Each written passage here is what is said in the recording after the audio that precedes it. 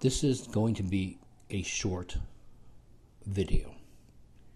There are numbers which I'm going to call exact numbers that are used in calculations but do not impact the result of your calculation. They don't affect how you round your answer when you're done with your calculation. There are several examples of these that are going to be used all year long. The first one is the 100. The 100 as in a percent. The 100 in the percent is not a measurement. You're just changing it from a fraction of something to a fraction out of 100. That's all it is. I'm not going to say more about that. Do never look at this and say, don't ever do this. Don't say, oh, that's got one sig fig, so the answer is that one sig fig. No, no, no, no, no, no, no. Number two, when you're dealing with what are called counting numbers.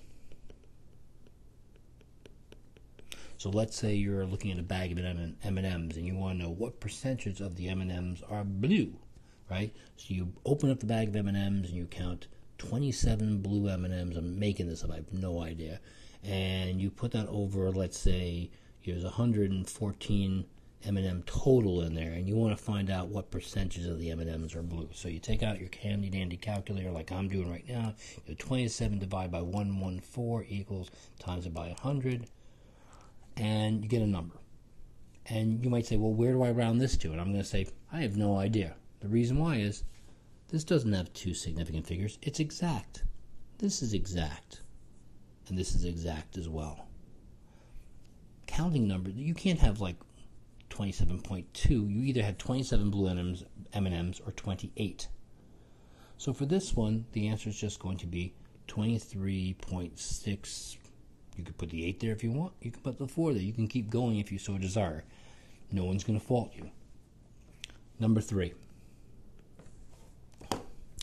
Anything involving a conversion of the metric to the metric system or the English to the English system.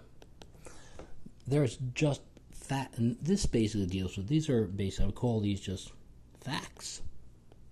They're not measurements.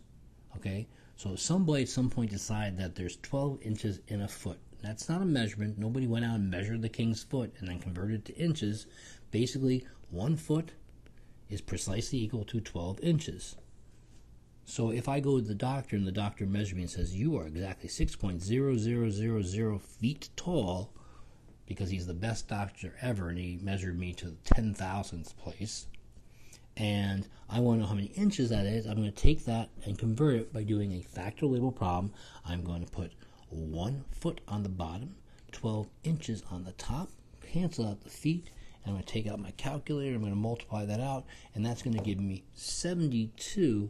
And since this has 1, 2, 3, 4, 5, because of the trailing zeros with the decimal, 5 sig figs, this will have another 3 zeros on it, because this is a measurement. My doctor measured me.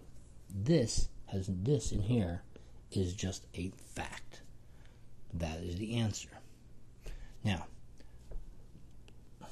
there is one problematic or difficult area, and that is when you're going between the systems, and another area is when you're doing something involving a physical constant.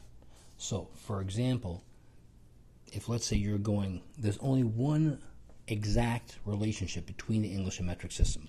1 inch is precisely equal to 2.54 centimeters.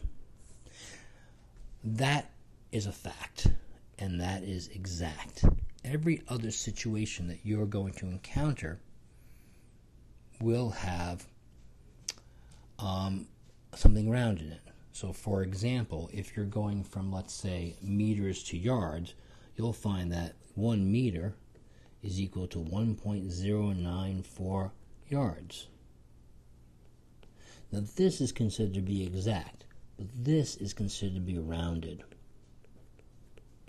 So, if you're converting from meters to yards, you'd be like, well, if you're 17.2 meters tall, how many yards is that? You'd be like, oh, well, for every 1 meter, and this is exact on the bottom, there's 1.094 yards. Now in this case, because this has 4 significant figures and this has 3, when you do the math, you'll round it to 3 significant digits. between the systems, they're not exact. And this also shows up when you deal with constants. So for some of you guys might, hate hearing me say Avogadro's number or 6.023 times 10 to the 23rd. Well, that's a rounded number. Any physical constant that they're using has a certain number of significant figures.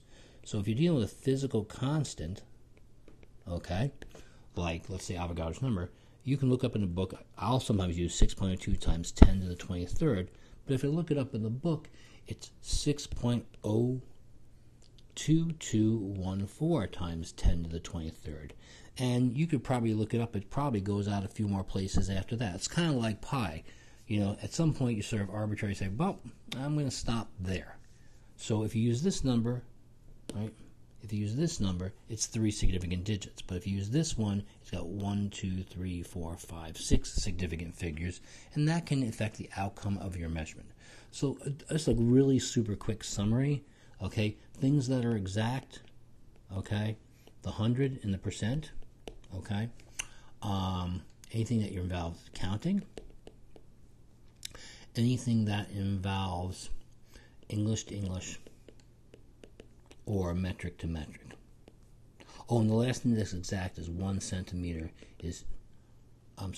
inch backwards. 1 inch equals 2.54 centimeters. Anything else that you have, okay, will be inexact. And that will affect your calculation.